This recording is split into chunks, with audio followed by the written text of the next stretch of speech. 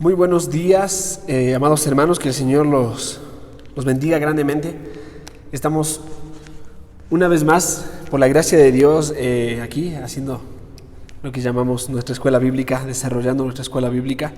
Hacía tiempo que comenzamos con la escuela bíblica aquí en la iglesia, hace ya varios años, y por la gracia de Dios pudimos retomarlo hace unos meses atrás, hace varios meses ya, si no me equivoco, estamos por la clase, 43, algo así.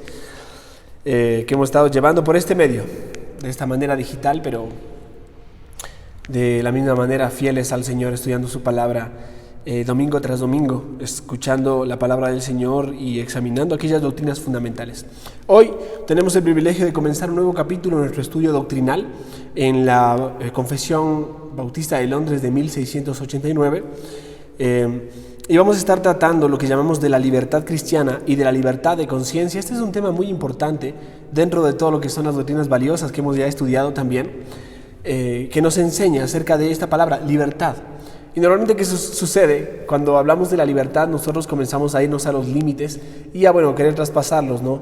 Pastor, se puede hacer esto, se puede hacer aquello, se puede ir al cine, se puede escuchar tal música, se puede tomar, cosas así, ¿no? Y a veces uno se vuelve abrumador porque normalmente esas preguntas tienen que ver con permisividad en cuanto a una u otra cosa que pueden llegar a ser pecaminosas, que no son pecados en sí mismos, porque pueden llegar a ser pecaminosas dependiendo de la disposición del corazón que tengamos hacia esas cosas.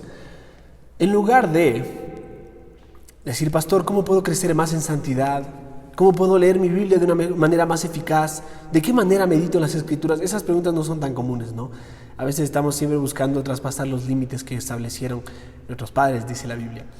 Bueno, mi desafío para ti y el propósito por el cual vamos a tener esta clase es observar en dos partes. La primera parte va a ser la libertad cristiana hoy, y si Dios lo permite, la semana que viene estaremos observando la libertad de conciencia, que parte o que nace de lo que llamamos la libertad cristiana. Si tú estás en Cristo, permíteme explicarte un poco acerca de esa libertad que tenemos en nuestro Señor Jesucristo. Y es lo que vamos a estar observando en los párrafos que están dentro de la confesión, en el capítulo 21, en los párrafos 1 al 3. En este caso, la Confesión Bautista de Londres de 1689 tiene 3 párrafos, a diferencia de la de Westminster, porque el cuarto párrafo trata un tema distinto al que nosotros creemos conveniente o adecuado, según las Escrituras, tratarse. En este caso, en otro capítulo, vamos a estar observando lo que trata en este tema, y es acerca de lo que son las autoridades civiles. Y vamos a estar observando un poco más de este tema, del cual no vamos a tratar nosotros porque no está en nuestra confesión, sino en la de Westminster. Sin embargo, este párrafo, este capítulo 21, tiene 3 párrafos. El primero es uno extendido, es bastante amplio, y es el que vamos a tratar hoy simplemente. Y si Dios lo permite, la semana que viene estaremos observando el párrafo 2 y el 3 a manera de conclusión.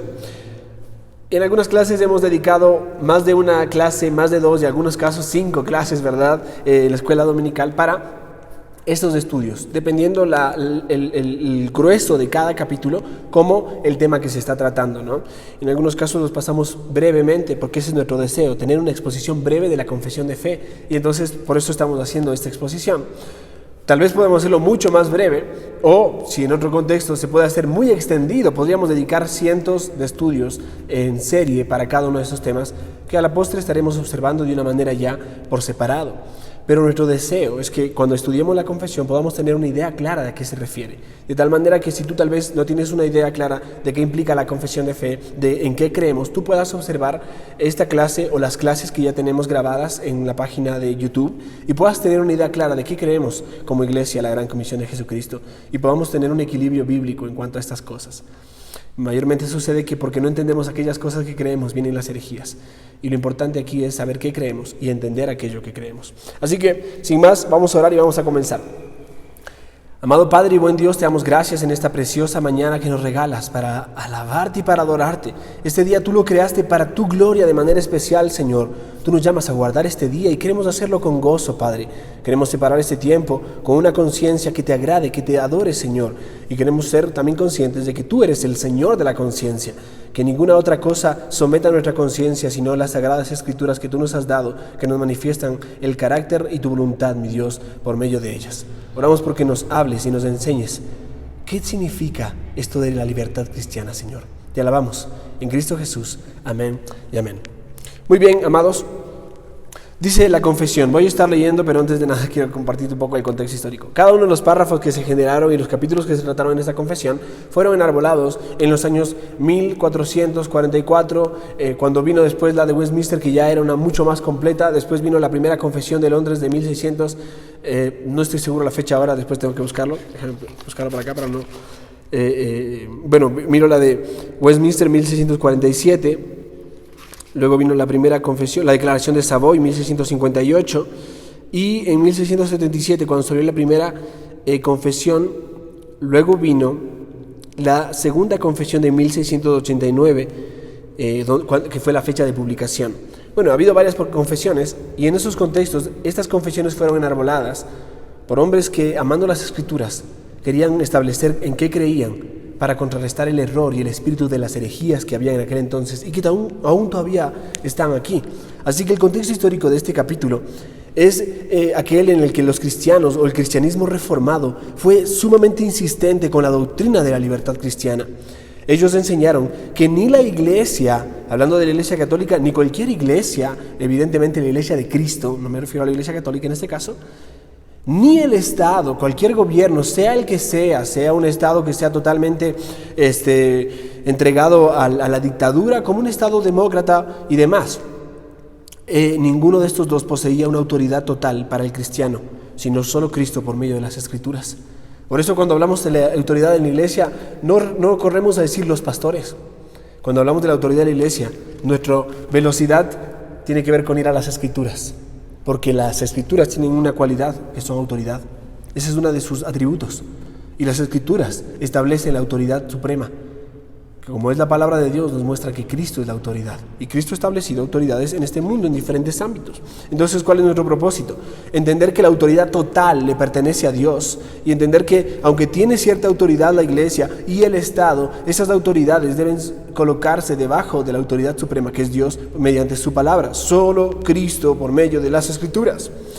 Dicho esto, entonces, ¿para qué hablar acerca de la libertad?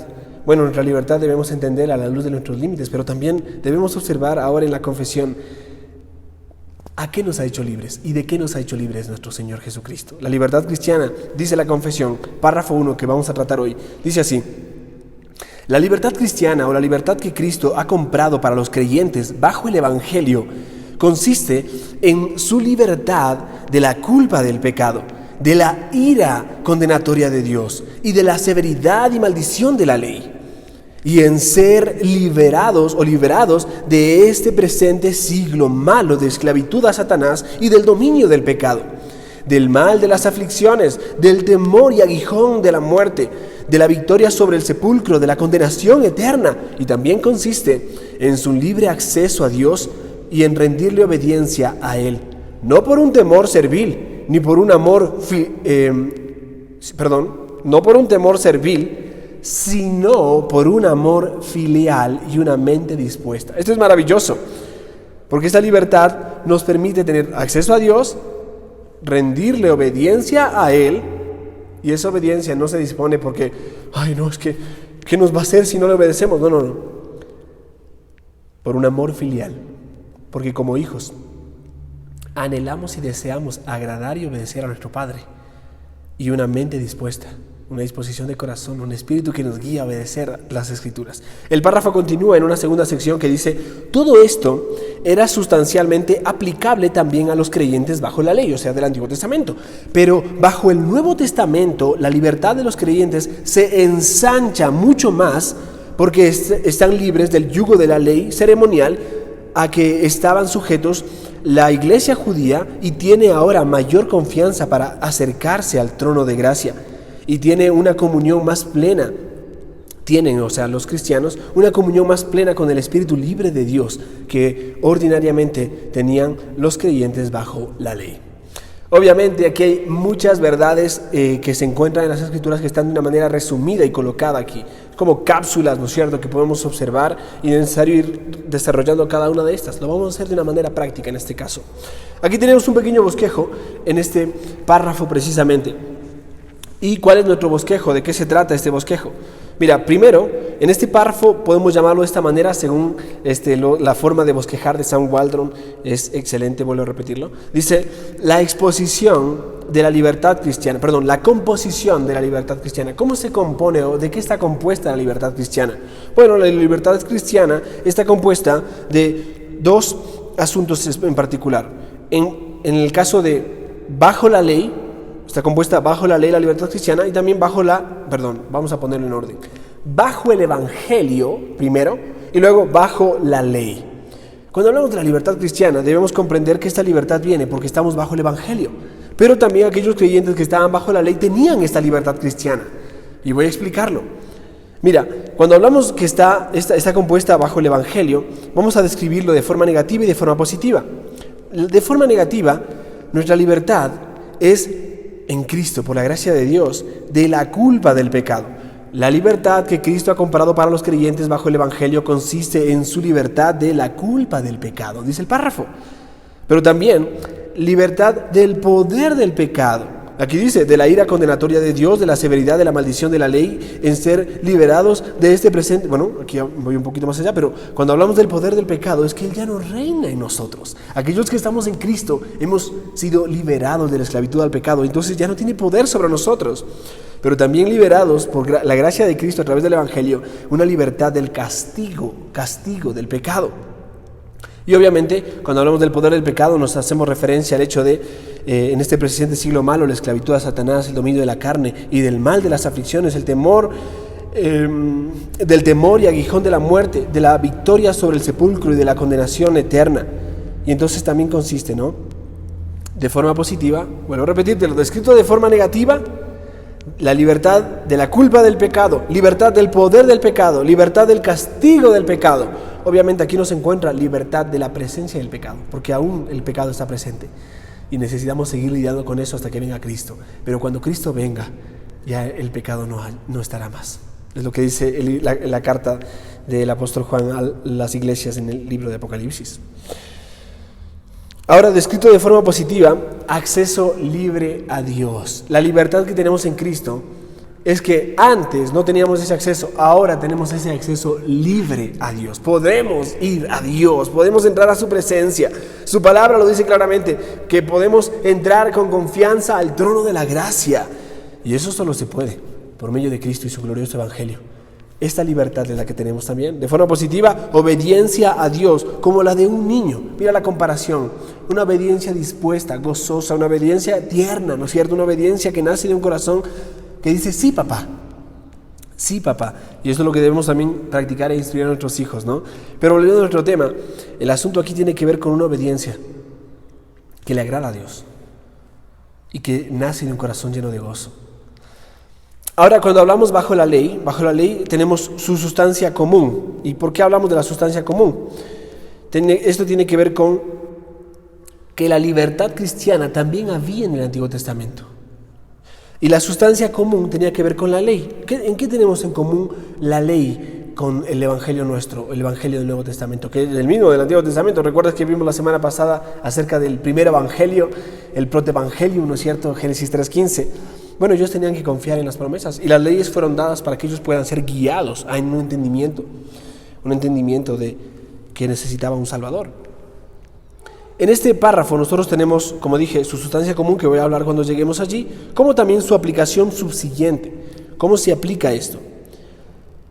Obviamente, bajo la ley, libertad de la ley ceremonial. En el Antiguo Testamento había una ley, como vimos las semanas pasadas, una ley tremendamente completa, con muchas descripciones y detalles acerca de la ley ceremonial que debía requerirse de cada uno de aquellos que estaban dentro del pacto en el Antiguo Testamento, como era el pueblo de Israel.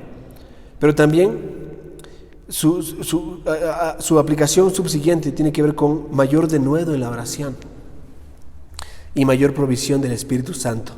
Es lo que vamos a ver en este párrafo a continuación. Tal vez no lo entiendan mucho ahora, pero vamos a verlo cuando lleguemos a esa partecita. Dicho esto, vamos otra vez al primer punto y lo vamos a desarrollar. Mira, la composición de la libertad cristiana bajo el Evangelio, vamos a describirlo negativamente.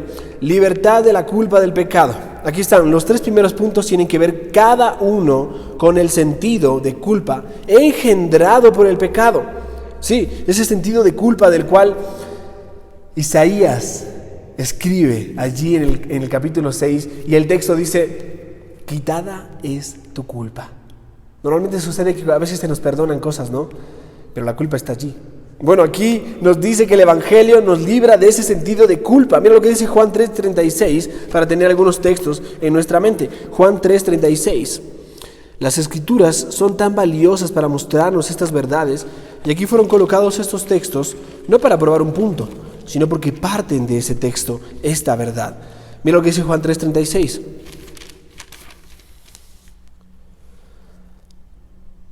Y el que siega recibe salario y recoge fruto para vida eterna. Para el que lo siembra, goce juntamente con el que siega. Permíteme considerar el texto que tengo en mis manos. No, estoy en otro capítulo, con razón.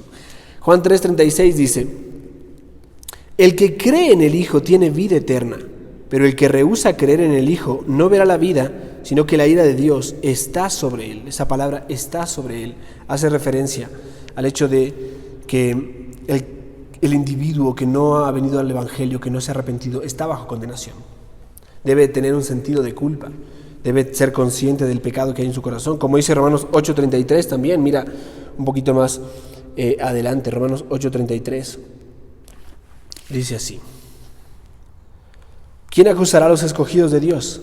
Dios es el que justifica. Y es feo, ¿no? Cuando nos acusan pensamientos, cuando nos acusan circunstancias y cuando alguien nos acusa. Ese sentido de culpa es terrible, es agobiante. Pero aquellos que estamos en Cristo hemos sido liberados de la culpa del pecado. Porque el texto lo dice claramente: Dios es el que justifica. Aquel que rechaza a Cristo no verá la vida. La ira de Dios está sobre él. Es culpable, eso significa. Pero aquel que ha venido a Cristo por fe, oh, qué maravilloso, es libre, libre de la culpa del pecado. Pero no solamente esto, hace referencia a la libertad de la culpa, pero también en este contexto la frase severidad de la ley que vemos aquí en el texto de la confesión, se refiere a la situación en la que estamos obligados a obedecer la ley perfecta, perpetua, continua y universalmente para ser salvos. Si alguno quiere ser salvo, obedezca la ley. Pero déjame decirte algo, es imposible. Por causa de la falta de capacidad para agradar a Dios en nuestros corazones, por la caída, por causa del pecado que hay en nuestros corazones, no podemos obedecer su ley de manera perfecta y por lo tanto no podemos ser salvos por medio de la ley. Tal situación estaría llena de malos presagios, de malos pensamientos, debido a nuestra incapacidad para hacerlo. Nadie puede ser salvo por las obras de la ley, dice Pablo. Ojo, en algún momento el obedecerla te puede hacer salvo y hacer justo delante de Dios de una manera perfecta solamente. Pero nadie puede hacerlo. Así que no busquemos ese medio para ser salvos, ya que no tenemos esa capacidad. Solo Cristo lo hizo y Él no se salvó obedeciendo la ley. Él manifestó que la ley podía ser obedecida y Él nos trajo a esta libertad. Dios se agrada en aceptar de nosotros, sus hijos, la obediencia evangélica y se agrada aún de recompensarla. La libertad de la culpa del pecado tiene que ver con el hecho de que nosotros ya no estemos bajo la severidad de la ley, buscando obedecerla para ser salvos, sino que a Dios le agrada que obedezcamos su ley como sus hijos, porque ya somos salvos, porque ya hemos sido salvados. Entonces ya no tenemos culpa en nuestros corazones de creer que si no obedezco la ley voy a perder mi salvación. Eso es una falacia, eso es una herejía. La salvación no se puede perder. Y obedecer la ley es un llamado del Señor y una disposición de nuestro corazón a hacerlo. Ahora podemos obedecer la ley por la gracia del Evangelio, lo que antes no queríamos hacer ni podíamos, dice Cristo. Pero también tenemos aquí la libertad del poder del pecado. Sí, el poder del pecado, porque los 3 puntos que continúan están relacionados con la libertad del poder e influencia prácticos del pecado sobre nosotros. El poder e influencia prácticos del pecado sobre nosotros. ¿Y a qué hacemos referencia con esto? Somos liberados de los 3 agentes de este poder. La confesión dice, y la Biblia mejor dice claramente esto: el mundo, la carne y Satanás. Sí, somos liberados de ese poder. El mundo ya no gobierna con su pecado en nuestros corazones. Ya no estamos en el mundo. Estamos aquí en este mundo, pero no somos de este mundo. La carne, sí, la carne sigue acá adentro y sigue peleando, sigue luchando, sigue templando las cuerdas, ¿verdad? Pero Pablo es el que nos dice: no proveáis para los deseos de la carne, ¿no? Haced morir la carne por medio del Espíritu Porque a libertad hemos sido llamados, dicen Gálatas. Y esa libertad a la que hemos sido llamados tiene que ver con el hecho de que la carne ya no reine pues lo terrenal en vosotros, para que sigamos sus pasiones. No, ya no es la carne, ahora es el Espíritu, es Dios quien reina en nosotros. El nuevo hombre, el diablo también, el mundo y la carne y el diablo, me refiero, ¿no? En esos tres asuntos del poder del pecado. Bueno, ya no estamos en la potestad del maligno. Ya nosotros no estamos operados bajo el príncipe de la potestad del aire. No. Ya no somos hijos de desobediencia. Aquellos que estamos en Cristo, Satanás ya no tiene poder sobre nosotros. No puede tocarnos si Dios no se lo permite. Y si Dios se lo permite, es porque Dios está probándonos y está trayendo aflicciones a nuestra vida para un bien mayor. Porque aquel a quien amamos obra de una manera tan maravillosa para nuestro bien, porque nos ha llamado con un propósito. Y esto lo ves en Gálatas. Gálatas lo dice claramente, Gálatas capítulo 1, verso 4. Vamos a leer Gálatas 1:4, que dice así: el cual se dio a sí mismo, hablando de Cristo, por nuestros pecados, para liberarnos del presente siglo malo, conforme a la voluntad de nuestro Dios y Padre. Qué maravilloso, de este sistema caído, de este mundo que está corrompido, de esta carne que nos envolvía y nos ataba y nos llevaba a la esclavitud, y de este Satanás que nos tenía esclavizados. Efesios 2, 1 al 3, te animo a leerlo, es un texto maravilloso. Él os dio vida, ¿cuándo? Y a partir de allí considera, si estás en Cristo, ¿cómo era tu vida pasada? Lejos de Dios, ajeno a Cristo, extranjero, sin Dios, sin esperanza en este mundo. Aún ir más allá, Romanos 6, 14 al 18, es un texto maravilloso respecto, Romanos capítulo 6, todo el capítulo te animo a leerlo, es un texto que nos muestra esta libertad a la que hemos sido llamados. Mira lo que dice Romanos capítulo 6, verso 14. Porque el pecado no se enseñoreará de vosotros, pues no estáis bajo la ley, sino bajo la gracia.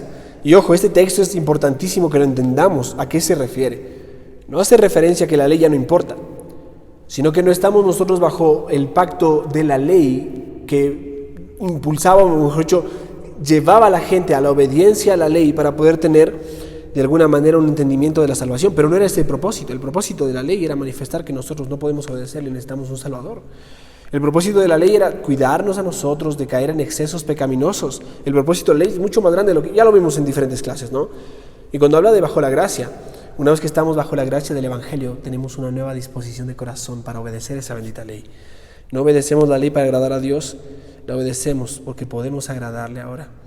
Le obedecemos porque hay una disposición, un deseo de hacerlo. El texto continúa, dice, ¿qué pues? ¿Pecaremos porque ya no estamos bajo la ley, sino bajo la gracia? En ninguna manera. ¿No sabéis que si os sometéis a alguien como esclavo para obedecerle, sois esclavos de aquel a quien obedecéis? Sea del pecado para muerte o de la obediencia para justicia. Pero gracias a Dios que aunque erais esclavos del pecado, ahora habéis obedecido de corazón aquella forma de doctrina a la cual fuisteis entregados. Me encantan esas palabras porque Pablo hace referencia a un sistema, una forma, un orden, una confesión de fe, aquello que creemos, a la forma de doctrina a la cual fuisteis llamados. Y libertados del pecado, veniste a ser siervos de la justicia. Verso 19. Hablo como humano por vuestra humana debilidad, que así como para iniquidad presentéis vuestros miembros para servidumbre, presentáis vuestros miembros para servidumbre a la inmundicia y a la iniquidad, así ahora, para santificación presentéis vuestros miembros para servir a la justicia. Y esto implica en obediencia a la ley. La ley, como ya dijimos, ¿no? Entre tantas leyes que hay, la ley moral. Ten en mente eso siempre, ¿sí? Esa ley que no cambia, que es perpetua. En tercer lugar, está la libertad del castigo del pecado. Sí, la libertad de la culpa del pecado, la libertad del poder del pecado y la libertad del castigo del pecado. Y aquí debemos observar con cuidado cómo se presenta esta libertad. No somos liberados, por ejemplo, como dice, vamos a ver en cuanto al castigo, aquí dice, del mal de las aflicciones, del temor y aguijón de la muerte, de la victoria sobre el sepulcro y de la condenación eterna. Aquí hace referencia al castigo, pero Debemos tener cuidado al leer esta parte. ¿Por qué? Porque dice del mal de las aflicciones. Mira, el castigo del pecado es terrible, ¿no? Y las aflicciones pueden ser terribles para uno creyente porque manifiestan el camino por el que está andando, pero las aflicciones para un creyente, para un cristiano, tienen otro propósito. Y nunca erremos al considerar que las aflicciones vienen de parte de Dios para nosotros porque nos odia o nos aborrece. Al contrario, es porque nos ama que nos castiga y nos disciplina. Y en ese contexto es que somos liberados, por ejemplo, de las aflicciones, no, sino del mal de las aflicciones. No somos liberados de la muerte, sino del temor y el aguijón de la muerte. La muerte ya no tiene potencia sobre nosotros. Nosotros vamos a morir de alguna manera, si es que Cristo no viene antes. Pero nuestra muerte simplemente es un pequeño paso a aquella gloriosa y gracia bendita venidera hacia nosotros. Ya la muerte no tiene poder sobre nosotros. Es lo que vemos en las Escrituras. Ese llamado del Señor, por ejemplo, Romanos, que ya lo leímos hace un momento. Y sabemos que los que aman a Dios, todas las cosas les ayudan a bien. Esto es de los que conforme a su propósito son llamados. Todas las cosas, no solo las cosas buenas. Y el bien que Dios tiene para nosotros no es el bien que nosotros tenemos en mente. Nuestro bien es mundano muchas de las veces, es pasajero. Nuestro bien es terrenal. El bien que Dios tiene para nosotros es eterno. Y ese bien viene por medio de todas las cosas que Dios obra. Y las cosas que Dios obra pueden ser aflicciones, pruebas, pérdidas, dolores, enfermedades. Obviamente, cosas buenas también, virtudes, dones. A veces Dios nos puede probar de la forma más cruda posible por medio de darnos algo para ver dónde está nuestro corazón. Darnos algo que amamos mucho para ver dónde está nuestro corazón. Y otros casos va a probar nuestro corazón quitándonos algo que amamos mucho para ver dónde está nuestro corazón, porque Él quiere nuestro mayor bien, para su gloria y para nuestro bien. Teniendo esto en mente, vamos a un segundo punto dentro de esta confesión, que estamos llegando a la parte que hace referencia a la forma que se describe de manera positiva. Ya hablamos de la forma negativa, de la culpa del pecado, del poder del pecado, del castigo del pecado. Ahora vamos a la forma positiva. Y esto es acceso libre a Dios y obediencia como la de un niño. Eso es lo que dice la confesión. Dice, y también consiste en un libre acceso a Dios y en rendirle obediencia a Él, no por un temor servil, sino por un amor filial, como de un hijo, un niño, y una mente dispuesta. Estas dos bendiciones son bendiciones de la libertad cristiana bajo el Evangelio. Mira lo que dice Efesios 2:18. Efesios capítulo 2, verso 18. Dice así: porque por medio de Él los unos y los otros tenemos entrada por un mismo Espíritu al Padre.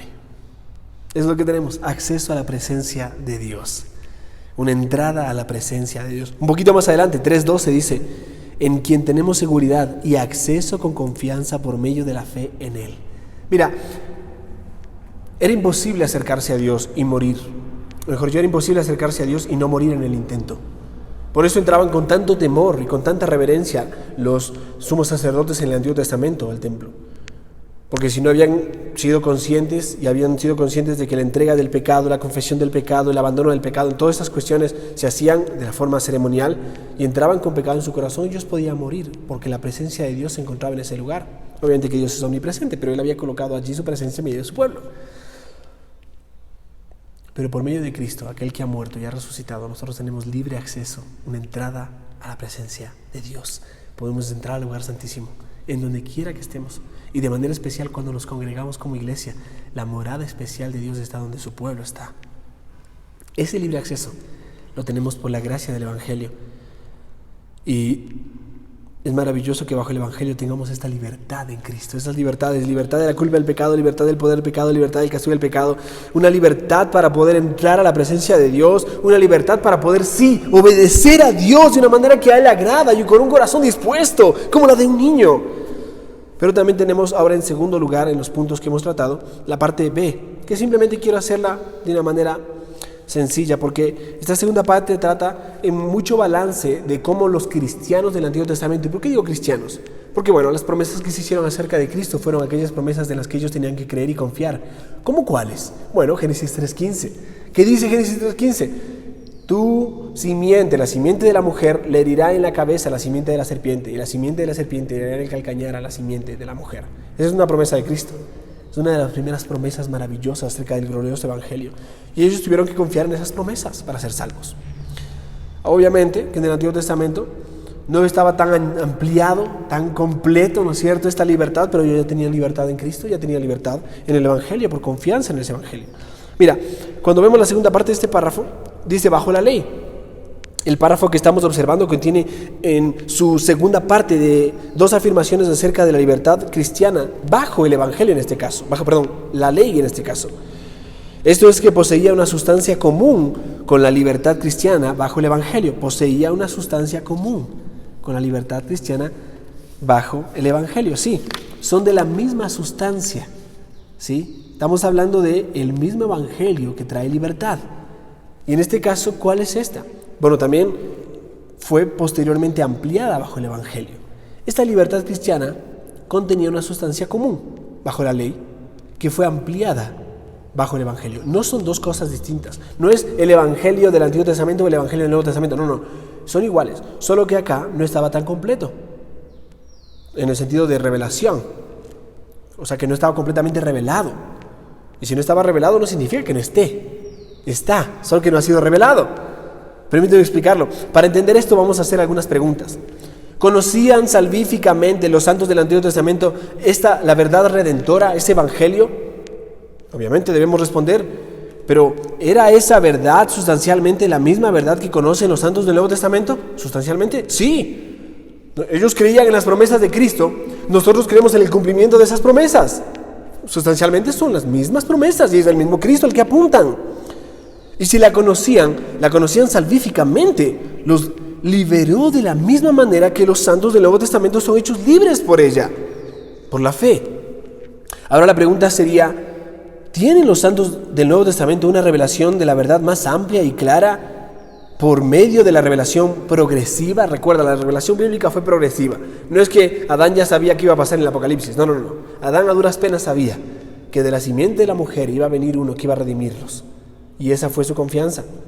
Abraham, Moisés, Enoc, en desorden, Noé, cada uno de ellos confiaron en esas promesas que se hicieron. Descansaron en esas promesas. Algunas un tanto veladas, otras transmitidas por medio de la lírica. Pero allí estaban esas promesas. Ahora, vuelvo a repetir la pregunta. En este contexto, mi pregunta es, ¿tienen los santos del Nuevo Testamento una revelación de la verdad más amplia y clara por medio de la revelación progresiva? Sí. Por esta razón, deben gozar de una mayor medida de la libertad cristiana, que imparte la verdad del Evangelio, la verdad de las Escrituras. Entonces, la libertad cristiana en su sustancia es común a los santos del Antiguo Testamento como a los santos del Nuevo Testamento, y tú y yo, si estás en Cristo. Pero también esta libertad es en mayor medida disfrutada por aquellos que gozan de la luz más brillante del nuevo pacto, la iglesia. ¿Sí? Hay una diferencia aquí que marcarse. Tenemos que ser conscientes de esto. Vamos a explicar un poco. Cuando me refiero a su sustancia común, en primer lugar, su sustancia común, los santos bajo la ley respondieron a la ley como liberadora. Tú lo ves, mira, solo el Salmo 19, para que veas que no estamos hablando de que la ley simplemente fue dada para condenación. No, la ley, mira lo que dice el Salmo 19. La ley de Jehová es perfecta. ¿Por qué? Porque convierte el alma. Esto es el Evangelio. El testimonio de Jehová es fiel, que hace sabio al sencillo. Los mandamientos de Jehová son rectos, que alegran el corazón. Oye, este es David hablando acerca de la ley de Dios, la ley moral de Dios, esa ley que Dios había dado. No solo eso, los preceptos de Jehová son puros, que alumbran los ojos. Luz, estamos hablando de luz, ¿no?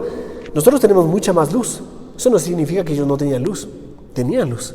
Pero nosotros tenemos más luz para poder ver esa bendita ley y ver a Cristo. El temor de Jehová es limpio, que permanece para siempre. Los juicios de Jehová son verdad, todos justos. Y hay una serie de textos. Tú puedes leer el Salmo 119, verso 14, 24, 45, 47, 48, 72, 97. Mira, los santos del Antiguo Testamento gozaron de la libertad, de la maldición de la ley provista por la justificación. Porque sí, Allá bien lejos, Abraham creyó y le fue contado por justicia. Abraham todavía no tenía la ley escrita, que fue escrita después, de más de 400 años después. Pero él creyó. Y creyó en aquella ley. Perdón, vuelvo a repetirte esto. Los santos del Antiguo Testamento gozaron de la liberación de la maldición de la ley provista por la justificación. ¿Por qué decimos esto? Él creyó y confió en aquellas promesas que Dios hizo. Y siguió aquellas de manera estricta, aún instruyendo a sus hijos, Génesis 18, a que guarden aquellas cosas que Dios le ha dado que guarden, que obedezcan. Mira lo que dice Romanos capítulo 4. Romanos capítulo 4. Vamos allí. Vamos a Romanos capítulo 4, verso 5 al 11. Bueno, el texto es bastante amplio, pero permíteme leerlo pronto.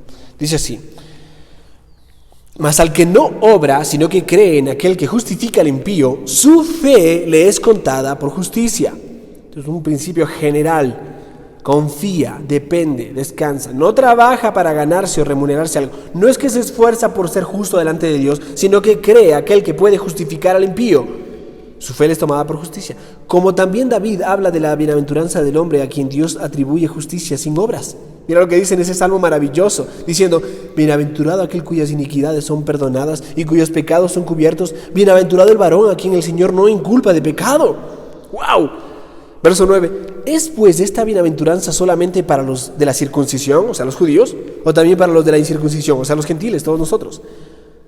Porque decimos que a Abraham le fue contada la fe por justicia. ¿Cómo pues le fue contada? ¿Estando en la circuncisión? O sea, ya estando bajo la ley. ¿O en la incircuncisión, siendo todavía un gentil que había salido de un pueblo pagano? No, en la circuncisión, sino en la incircuncisión, el gentil Abraham.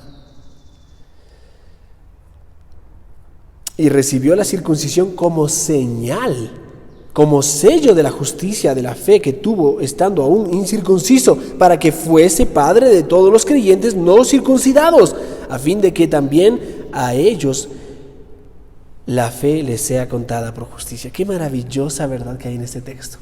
Porque sí, Abraham creyó y le fue contado por justicia. Después Dios le ordenó circuncidarse a él y a su descendencia, pero la circuncisión era una señal de lo que Dios llama en el Antiguo Testamento la circuncisión del corazón. Una señal, como cuando nos bautizamos. Cuando nos bautizamos no es que pasa ahí algo místico y poderoso en las aguas. No.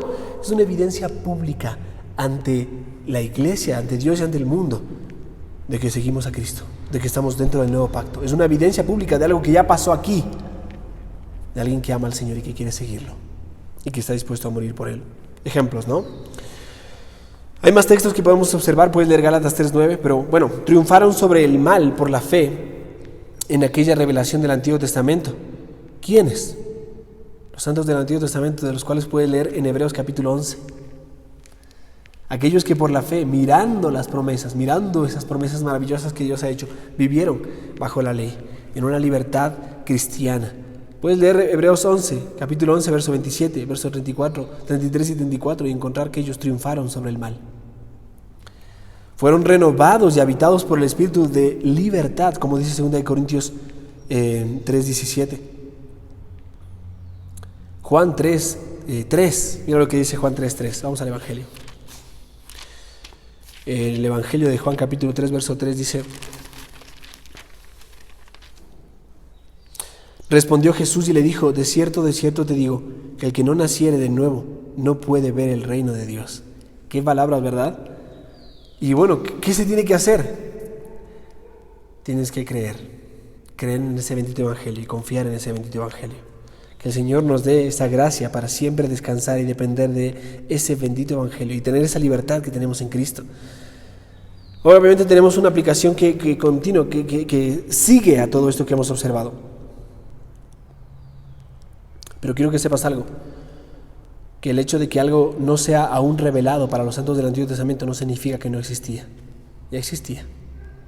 Aquel Cristo que vino en el cumplimiento del tiempo fue el que salvó a cada uno de aquellos santos del Antiguo Testamento, porque esos santos confiaron en las promesas que se hicieron acerca de Cristo, de una manera simbólica, apunto con mis dedos, ¿no? Pero ellos confiaron y miraron a Cristo. Tal vez no lo tenían completo ahí o una idea clara pero ellos sabían que confiar en esas promesas que Dios ha hecho, el cual nunca cambia y siempre cumple. iba a hacerse. Obviamente que esto nos lleva a un segundo punto, su aplicación que continúa, subsiguiente. Si conocemos más verdad salvífica y espiritual, ellos deben ser más libres, ¿no es cierto? Si conocen más verdad salvífica y espiritual, ellos deben ser más libres. Como dice Juan 1:17, aquí mismo en Juan, dice el texto: pues la ley por medio de Moisés fue dada, que ya es una verdad maravillosa que Dios ha ido dando y fue revelando progresivamente, pero la gracia y la verdad vinieron por medio de Jesucristo. Yo vuelvo a repetirte, si conocemos más verdad salvífica y espiritual, entonces debemos ser más libres todavía. Hebreos capítulo 1, verso 1 y 2, hablando de la revelación progresiva. El texto dice, Hebreos capítulo 1, verso 1 y 2, Dios, habiendo hablado muchas veces, de muchas maneras a nuestros padres por los profetas, en estos posteriores días nos ha hablado por el Hijo, por Cristo. Antes hablaba de esta manera, ahora habla de esta forma. Él le ha expresado y ha revelado progresivamente todo, y ahora nos habla por su revelación máxima, Cristo mismo. Solamente nota, y te animo a hacer una tarea en casa, ¿no? Pero nota la palabra mejor o mejores de Hebreos. Puedes leer la palabra mejor. Esto es mejor, mucho mejor. Puedes leer Hebreos capítulo 7, verso 19, verso 22, Hebreos 8, 6, Hebreos 9, 23, Hebreos 11, 40. Y vas a encontrar algo aquí relacionante. Quiero que sepas que la palabra mejor es un adjetivo comparativo. Algo es mejor al compararse con algo que es bueno, ¿sí? Es como, vamos a poner un ejemplo, pero no quiero generar debate aquí, pero entre un café, ¿no es cierto?, y un chocolate bien preparado, mejor es el chocolate, puedo decir yo. Obviamente, cada uno tendrá su postura en cuanto a esto, pero el café es bueno. Yo no digo que sea malo, yo digo que es mejor el chocolate. ¿Notas esto? Cuando consideras esto, algo que es mejor se compara con algo que es bueno. Si el nuevo pacto es mejor que el antiguo pacto, entonces el antiguo pacto no era malo, sino bueno. Aún así, podemos decir que la diferencia entre la libertad cristiana bajo el Nuevo Testamento y el Antiguo Testamento no es entre lo malo y lo bueno, sino entre lo bueno y lo mejor. Observemos ahora las tres formas específicas en que la confesión afirma que la libertad cristiana ha sido ampliada bajo el Evangelio. ¿Cómo se ha ampliado esto? Y lo resumo rápidamente, esto ya lo vimos, la libertad de la ley ceremonial. Sí, somos libres de ese yugo. Y déjame decirte que esta ley ceremonial era un yugo en algún sentido, pero vamos a ilustrarlo de una mejor manera. Vamos a poner un ejemplo, porque la ley ceremonial, o la ley que se dio en el Antiguo Testamento, es una guía, un maestro que instruye a un pequeño. ¿Cómo? Vamos a poner este ejemplo. Imagínate que para los niños ir a dormir a las 9 de la noche sería una carga para un adulto, ¿verdad? Normalmente los adultos nos acostamos un poco más tarde, 10, 11 de la noche, a veces 12 de la noche, dependiendo de las responsabilidades que hay en casa o las cosas que queremos hacer, ordenar. Es bueno descansar temprano, ¿no? Pero para un niño no. Para un niño llega la hora y dice, ok, a descansar, es tiempo de descansar. Y él puede decir, ay, pero ¿por qué? Sería una carga para nosotros, pero esta regla es una fuente de libertad para los niños. ¿Por qué? Aunque el niño dice, no me quiero ir a dormir, sí. Pero esto te va a dar a ti la oportunidad de poder tener las fuerzas, el vigor necesario para el día siguiente en la escuela. En un sentido, los santos del Antiguo Testamento eran como niños, en una etapa anterior a la historia de la redención, y se hallaban bajo tales reglas. Las leyes dietéticas, por ejemplo, leyes tocantes al trato con los gentiles, leyes en cuanto a los sacrificios, leyes en cuanto al templo. Hablando de esto, todas estas leyes podrían ser una carga en la era del alcance misionero mundial de los gentiles. Ahora esas leyes podrían ser una carga que no nos permiten avanzar con ese alcance mundial al mundo entero, pero en aquel entonces era una guía para ellos. Esta es la razón porque Pablo insistía en la libertad de la ley ceremonial y utilizaba aquella libertad. Y entonces puedes encontrar en Gálatas 2, 11 al 21, cómo él debate con algunos, o llegan al concilio a hablar acerca de la circuncisión y decir, no es necesario para la salvación. Y él usa ese medio. Colosenses 2, 16 al 17, hablando de, no, esto de que no gustes, no toques, luna nueva, todas estas cosas que se habían establecido, no, ya no son necesarias ahora. Somos libres de esas cosas. La libertad de la ley ceremonial. En segundo lugar, mayor denuedo en la oración. Sí, amados hermanos, nuestra libertad cristiana nos permite tener un mayor denuedo, valentía en la oración. Debido a la revelación del camino a Dios a través de Cristo, ahora pertenece a los cristianos, a los creyentes, una mayor confianza para acceder al trono de la gracia.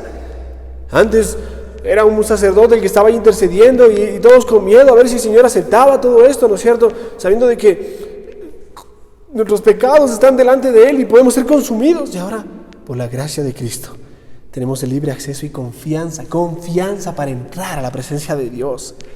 Y en tercer lugar, mayor provisión del Espíritu Santo, ¿sí? Los creyentes poseen ahora mayores participaciones del Espíritu, del libre Espíritu de Dios. Los términos que se utilizan para la nueva presencia del Espíritu, la nueva presencia del Espíritu, son bautismo, derramamiento, río. Hablando de todos, ¿sabes cuál es la relación entre todos estos? Hablan de incremento. Derramamiento, va incrementando, río, va creciendo, bautismo, bueno, ¿lo notas? Esto parece lógico porque realmente conocer la verdad incrementada del nuevo pacto, requiere medidas incrementadas del Espíritu. Y tú ves al Espíritu que tal vez era una forma distinta en el Antiguo Testamento, era una sombra, era medio difícil de poder percibir qué estaba pasando en el Antiguo Testamento. Pero ahora lo ves claramente revelado. Esos misterios han sido revelados ya. Debemos cuidarnos de no menospreciar a los santos del Antiguo Testamento, amados. Ellos conocían la verdad y ésta los hacía libres. Y conoceréis la verdad y la verdad os hará libres. En cuanto a su experiencia misma y su santidad, ¿sabes qué? Algunos de ellos pueden haber superado a muchos de los santos del Nuevo Testamento.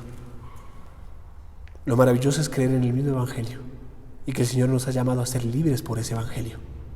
Y que vivamos esta libertad cristiana, no buscando los límites para disfrutar de saltar la cerca, porque puede ser peligroso, sino vivir bajo esta libertad a la cual Cristo nos ha hecho libres. Que el Señor nos permita la semana que viene tratar acerca de la libertad de conciencia. Oremos. Padre, gracias porque nos muestras en tu palabra, Señor, esta libertad que tenemos en Cristo. Y aunque de una forma muy resumida, mi Dios, lo hemos observado, ya nos gozamos, Padre, de esta libertad de la culpa del pecado, esta libertad del poder del pecado. Gracias, Señor, por tu gracia y tu bondad, por medio del Evangelio, que nos ha hecho libres, Señor. Esta libertad del castigo del pecado. Es que Cristo cargó nuestra maldad y llevó nuestra injusticia y cargó nuestra maldad. Él llevó la culpa, Él llevó el castigo. Oh, Señor, gracias por Cristo. Gracias, Padre, por Cristo.